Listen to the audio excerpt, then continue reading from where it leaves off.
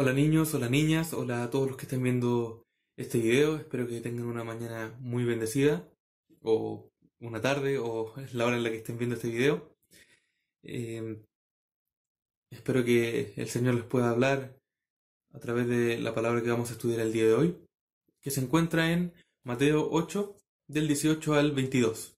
Y dice así: Cuando Jesús vio la multitud que lo rodeaba, dio instrucciones a sus discípulos de que cruzaran al otro lado del lago. Entonces uno de los maestros de la ley religiosa le dijo: Maestro, te seguiré a donde quiera que vayas. Jesús les respondió: Los zorros tienen cuevas donde vivir, y los pájaros tienen nidos, pero el Hijo del Hombre no tiene ni siquiera un lugar donde recostar la cabeza. Otro de sus discípulos dijo: Señor, deja que primero regrese a casa y entierre a mi padre. Jesús le dijo: Sígueme ahora, deja que los muertos entierren a sus propios muertos. Vamos a orar. Señor Jesús, Espíritu Santo, háblanos, háblanos en esta hora. Ilumínanos, permítenos entender tu palabra y ponernos en acción conforme a lo que tú nos hables. En el nombre de Jesús, amén. La clase pasada estuvimos viendo, como otras clases anteriores, acerca del reino de Dios y cómo es. Y el ejemplo que vimos de cómo es el reino de Dios la semana pasada fue como un tesoro, como una perla, y como un hombre que descubrió estas cosas y vendió todo lo que tenía para poder adquirirlo. El reino de Dios era algo tan precioso para ese hombre que se despojó de todas sus cosas para poder estar en este reino, para poder vivir conforme al Evangelio, junto a Jesucristo. Y luego, en el capítulo 8, se nos ejemplifica un poco más concretamente cómo es este dejarlo todo. Paréntesis, ¿por qué digo luego si vimos la clase pasada el capítulo 13 y ahora el capítulo 8 y el 8 no viene luego del 13? Eso es porque los acontecimientos que se narran en los evangelios están en algunas ocasiones un poco desordenados. Esto no quiere decir que la Biblia se equivoque o que la Biblia contenga errores. No quiere decir que es puro cuento lo que se narra, sino que únicamente lo que muestra es cómo es el humano. ¿Por qué? Porque los evangelios no fueron escritos inmediatamente cuando pasaban las cosas que se cuentan. Mientras los discípulos estaban con Jesús, no iban escribiendo el evangelio. De hecho, por ejemplo, Lucas ni siquiera estuvo con Jesús. Sino que lo que ocurrió fue que Mateo, Marcos, Lucas y Juan escribieron los evangelios entre 25 y 30 años después de que Jesús ya había partido y resucitado. Entonces, si yo les pregunto, en menos de 5 segundos respóndanme qué almorzaron ayer, probablemente no lo recuerden. Porque a veces olvidamos cosas simples y recientes. ¿Cuánto más difícil es recordar cosas que pasaron hace mucho tiempo?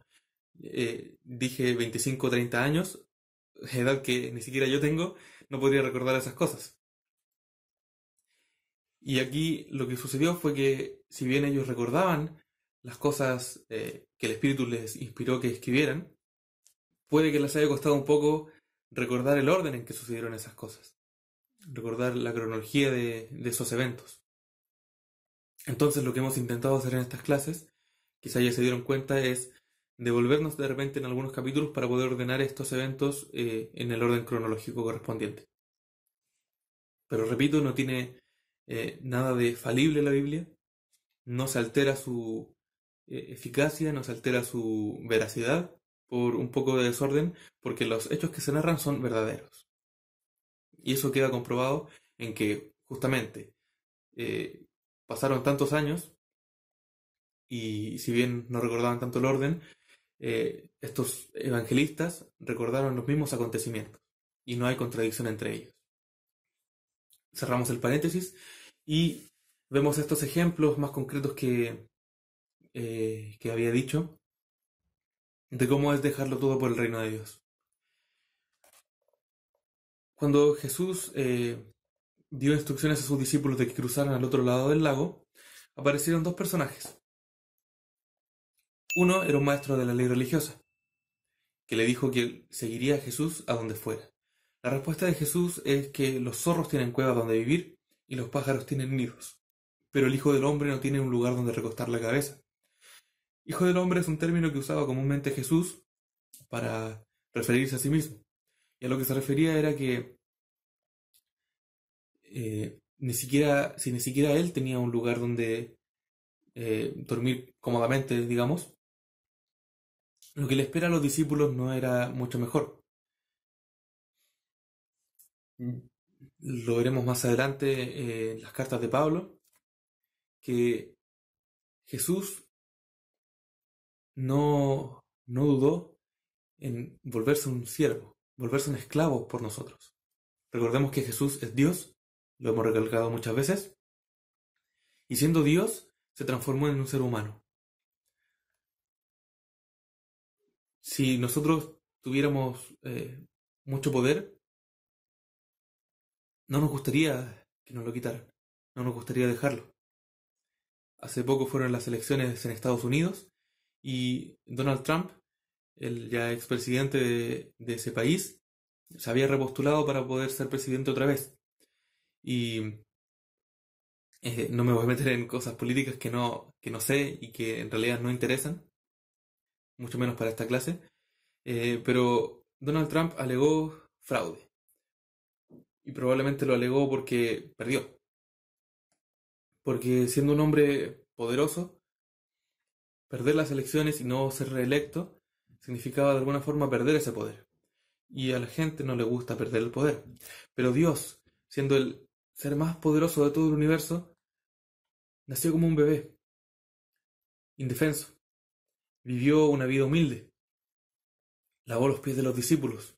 Todavía no llegamos a esa parte, pero probablemente ya lo saben. Que se humilló y lavó los pies de sus discípulos. Algunos protestaron porque ¿cómo es posible que tú, el Señor, nos lave los pies? Pero a él no le importó. Se humilló y murió por nosotros en la cruz. Si el Hijo del Hombre no tiene dónde recostar la cabeza, y tú quieres seguirme a donde quiera que yo vaya, entonces tienes que estar preparado para sufrir el mismo destino que yo, para no tener comodidades en ciertas ocasiones, para sufrir odio, persecución e incluso la muerte. Después aparece este otro personaje que dice que es uno de sus discípulos y le dice: Señor, deja que primero regrese a casa y entierre a mi padre. Y la respuesta que le da Jesús es un poco dura, porque le dice: deja que los muertos entierren a sus muertos, o deja que los muertos espirituales entierren a sus muertos. ¿Qué me está diciendo Jesús? ¿Me está diciendo que no puedo enterrar a mi padre que acaba de morir? La verdad es que hay que entender un poco más allá de este versículo. Tiene que ver un poco con las costumbres de los judíos. Lo que le estaba diciendo este discípulo a Jesús no era: mi padre murió, deja, lo voy a enterrar y vengo al tiro a seguirte. Porque la respuesta de Jesús hubiera sido, como lo vemos a primera vista, demasiado dura. No vamos a decir que está mal que cierras un asunto para poder comenzar otro. De hecho, espero que se acuerden que vimos en el Antiguo Testamento, cuando todavía íbamos al templo, a la escuela dominical, cuando vimos la historia de Eliseo y Elías. Cuando Elías llamó a Eliseo para que fuera su sucesor, Eliseo le dijo: déjame darle un beso a mi padre y a mi madre para despedirme, y después te seguiré. Y Elías no le contestó: deja que los muertos se despidan de la gente. Sino que le dice: está bien, ve a despedirte, pero recuerda lo que he hecho contigo. Entonces, lo que le dijo Jesús a este hombre tenía una razón de ser. Y es que el discípulo lo que le estaba pidiendo era: déjame esperar a que mi padre muera y yo le dé sepultura y haga todos los rituales que tengo que hacer, que eran bastante largos para los judíos después de la muerte de sus padres. Y entonces voy a seguirte. Entonces voy a seguirte. La diferencia entre la respuesta de Elías y la respuesta de Jesús va en eso, que lo que Eliseo le estaba pidiendo era algo inmediato. Deja, voy a entrar a mi casita, le hago un asado a mis papás y voy contigo. Era algo rápido, inmediato. No era esperar un momento incierto, No era esperar algo que podía tardar mucho tiempo en pasar, sino algo que iba a pasar en el mismo momento. De hecho dice, Eliseo invitó a su gente a comer la carne asada y luego se fue a buscar a Elías, enseguida. Mientras que la muerte de mi padre, como dijo este discípulo, podía ser mañana o podía ser en quién sabe cuántos años más. Y no hay tiempo. No hay tiempo. Jesús le dijo, sígueme ahora. Deja que los muertos entierren a sus propios muertos. El papá no estaba muerto, pero si lo entendemos de la otra forma que está escrito, deja que los muertos espirituales entierren a sus muertos, entonces significa, yo te doy la vida. Jesús dijo, yo soy el camino, la verdad y la vida. Si yo te doy la vida, no estás más muerto espiritualmente. Pero si no aceptas esta vida, entonces estás muerto. Y ve a hacer lo que tengas que hacer. Y anda a esperar no sé cuántos años para seguirme. Pero vas a seguir muerto espiritualmente si esperas a enterrar a tu padre. Y aquí hay una cosa importante. Hay un contraste también entre el maestro de la ley y el discípulo. El maestro lo que hizo fue apresurarse. Rápidamente le dijo a Jesús, te seguiré donde quiera que vayas. ¿Y qué hace Jesús? Le da una advertencia. ¿Estás seguro? Porque vas a tener que sufrir esto y esto otro. Por otro lado, el discípulo le dice, déjame un tiempo hasta que muera mi padre. Quiero vivir con él hasta que muera y después te sigo.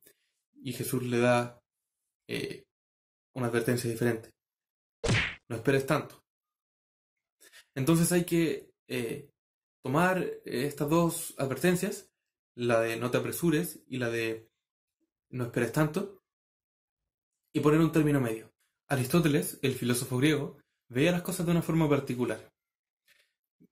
Para poder alcanzar una conducta virtuosa, que quiere decir la mejor conducta, de alguna forma, y dejar de lado las conductas viciosas, las malas conductas, por ponerlo simple, teníamos tres formas de hacer las cosas.